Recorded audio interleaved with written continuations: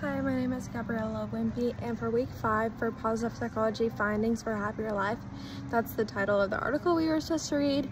And so this article was all about these findings that give us a happier life. So the overall summary of it is it's broken down into 5 different sections: post-traumatic growth, resilience part 2, self-compassion, and taking care of your body. Now, all of these things, there's little tips within each one of these things that make your life overall happier and healthier. And so in this article there are implications. So for the implication for number 1, which is post-traumatic growth, is it has to reflect on the most positive experiences in your life. What lessons have you gained from them? So definitely the most positive experiences in my life have to do with like growing closer with my family and friends, and definitely God. I just learned so many things from my family, and especially my friends, and especially God. There's different life lessons that everybody in your life has on you, and everything that you do with your friends and family has an effect on you. Because how can you use these insights to improve your well-being and those of others? So I definitely believe that everything that I do has implications on others, so I need to be very mindful for what I do and have a good positive mindset. Okay, and so for the implications for resilience part 1, it asks, think of a time when you went through a challenging experience.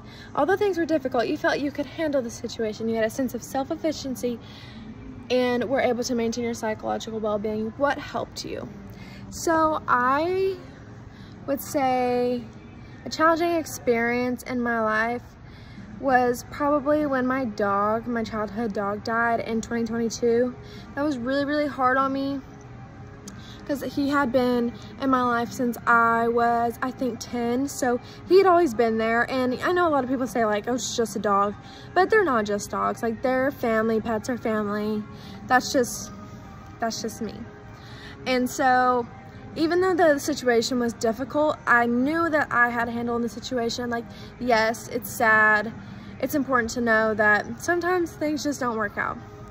Like, obviously everything and everybody dies at some point, so the inevitable is there, and I knew about it, but just knowing I have my friends and family to lean on is what get me through it.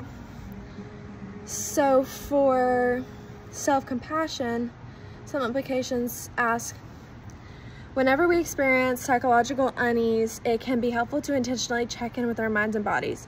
We first need to understand where we are before we can determine what we need to move to another state. Here are 3 suggestions from Paul Gilbert on how to do that. Identify where you are, appreciate where you are without judgment, and navigate to another state. So I think that's really important for everyday life, identifying where you are, appreciating where you are without judgment, and navigate to another state. This can help you with your overall happiness. So for the final one, for the taking care of your body, some of the implications say, if you want to feel better, start by focusing on your body. We often psychoanalyze problems that arise from spending countless hours in front of screens. So I think that's a big thing. Like, I am definitely in front of my screen a lot of the time. And so I think taking care of my body and just getting outside to go for a nice walk and enjoy nature is a good way to help my overall well-being. So I agree with that aspect of it.